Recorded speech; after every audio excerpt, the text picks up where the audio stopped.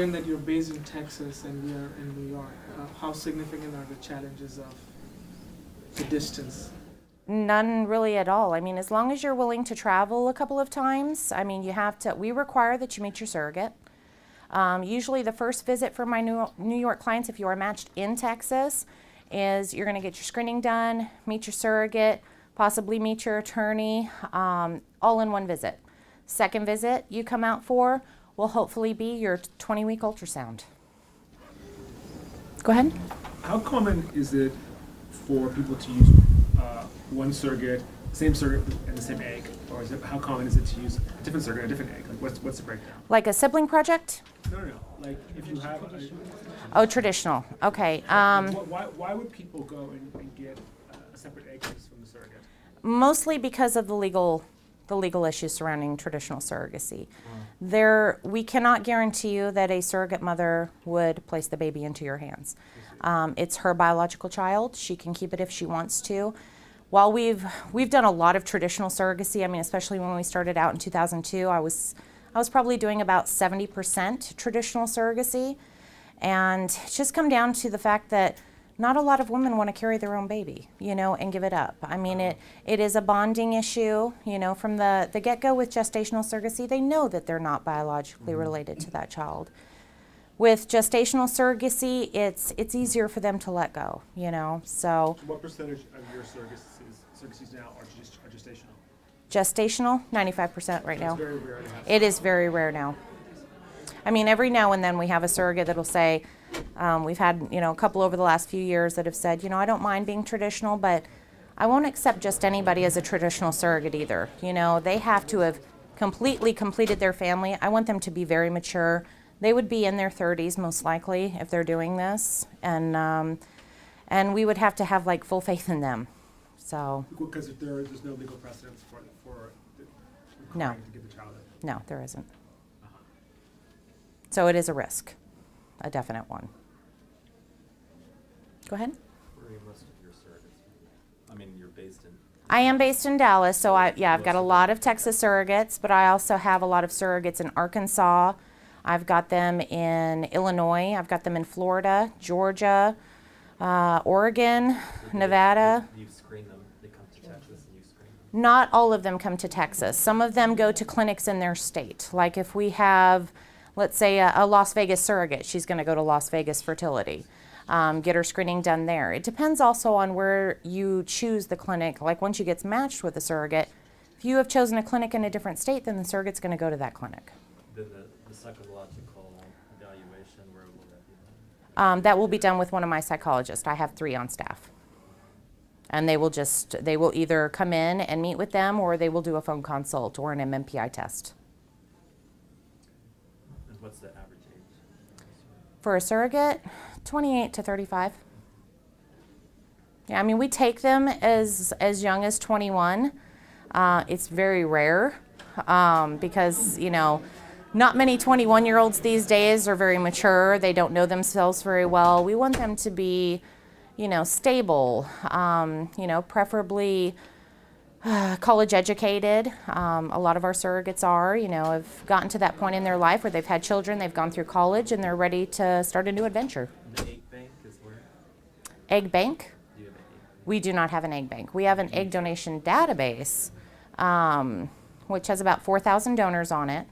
And you can go on there without even being a client of ours. You just have to register as an intended parent that you're looking for a donor, and you can go on there and have access to all the donor profiles. Anybody else? Go ahead. In Texas, do both the father's name go on the birth certificate? Or?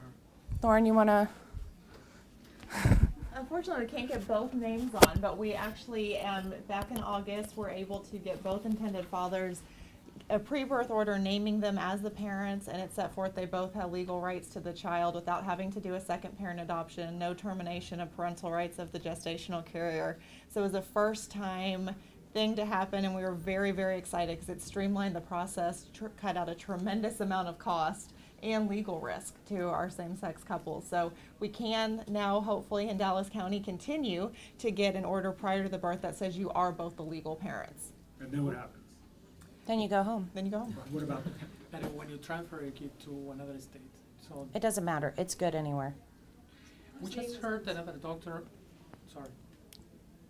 Just heard another doctor talk about in Georgia, and that there in Georgia, that there are no laws and you can register, both parents with no issues. Do you know something about it? Because you said that you have some egg donors also there in Georgia. I have surrogates in Georgia. Sorry.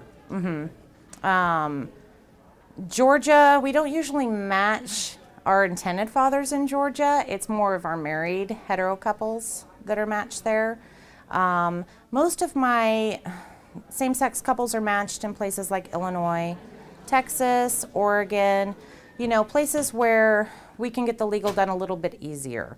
It's just like trying to do it in Oklahoma, while there are not really any laws on the books for Oklahoma, you can still get it done there, but it is quite, yeah, it's challenging. Yeah.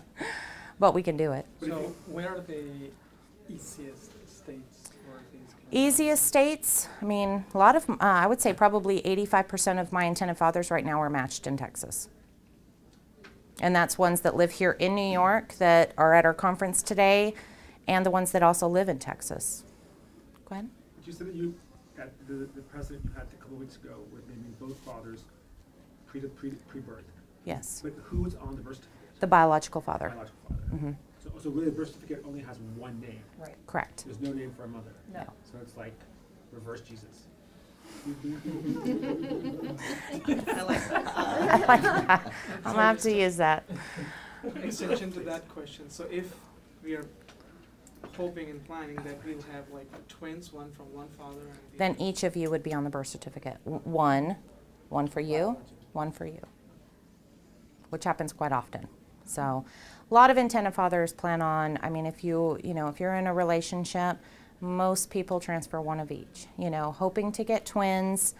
Sometimes it works, sometimes it doesn't, it's a crapshoot, but it's kind of nice, when you can kind of get it all in one shot, so to speak. But also I want you to remember that it comes with its challenges as well, medical challenges, bed rest sometimes, premature labor, so. what do you recommend otherwise? When we first started 12 years ago, transferring embryos ranged from anywhere between 4 and 6 embryos, and people were having litters of babies. And it's not good on the surrogate, it's not good on the intended parents, both emotionally, financially. I mean, you could be stuck in another state for months, I mean, you don't want to leave your baby in a NICU by itself. So if I were personally going to do it, I would probably transfer one. They're getting better and better at it, and you don't want to risk an entire pregnancy over the chance to make an instant sibling. I mean, it's a personal decision for everybody. Personally, that's what I would do because I know the risks and I've seen them, but at the same time, I know how intended parents think, and I know that, having a brother and sister and getting it done in, at one shot, is quite appealing. And sometimes it works out perfectly, and sometimes we have some issues, and it could drive up the costs. Go ahead. Question about the cost, because I've been asking, and everybody's like being very vague, and we heard from 39,000 to 170,000. I mean, that's Right. a huge gap. It and, is. And it's overwhelming. I've been trying to. I mean, I think I've been preparing myself, but I need to know about real costs. When you're choosing an agency, my biggest advice to you is to go to the Men Having Babies website, look at the ratings and reviews. They're all done by former intended parents. They're going to tell you exactly what their cost was from start to finish, how long it took from start to finish, did they use a known donor, semi-anonymous donor, unknown donor, if they used the agency's egg donor database, if they used another clinic, another agency. That is like one of the best things you can have when you are starting this process. Now, as far as the range of fees, we are the lowest. I mean, it says it plain as day on the website. I mean, in the U.S., I am right now about $85,000. We've kept our agency fee low. We've been in business for 12 years. I raise it not very often. It's like maybe every 4 or 5 years. But 85 is for what? That is for medical, legal, surrogate compensation, donor compensation, screening, medications, travel, everything. But not the egg. Or That is the egg too. The egg too. Mhm. Okay, so that's. That is you coming to me, signing my contract, and bringing your baby home.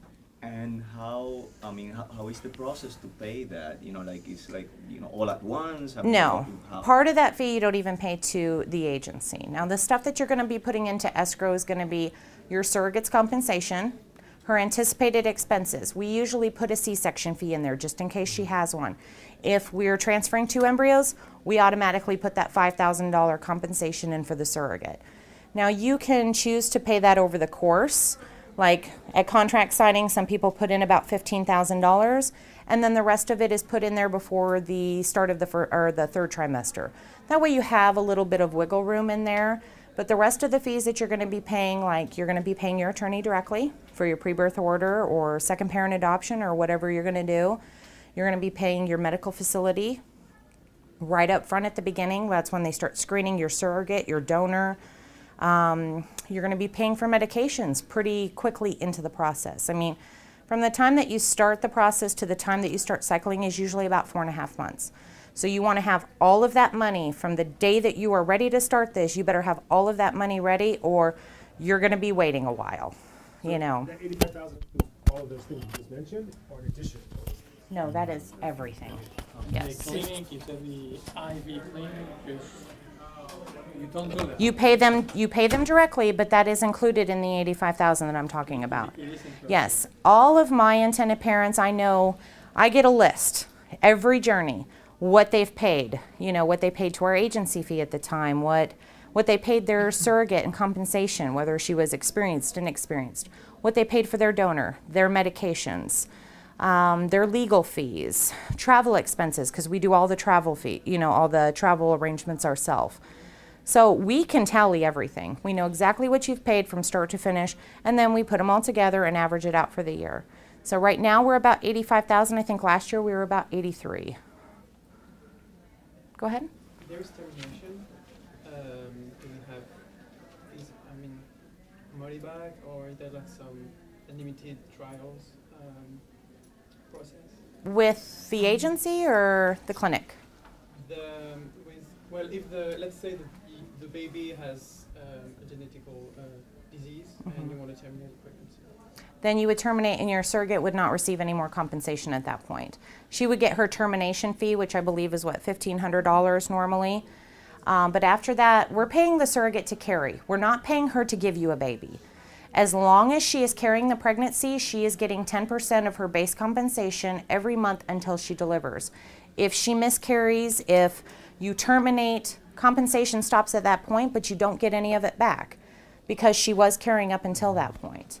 And then if you did terminate, you would be paying $1,500 for her to terminate for pain and suffering. Oh, I have a question. Go So ahead. this one is 55 is the one baby or two? Because, for example, I wanted my partner just to Well, I usually do it for 2 because we have so many twins. actually. So the 85 to 95,000 that I usually send out to everybody, like via email, when I send my first email to you and I kind of give you a price range, I say 85 to 95,000. That does include twins. Okay, thank you. Yes.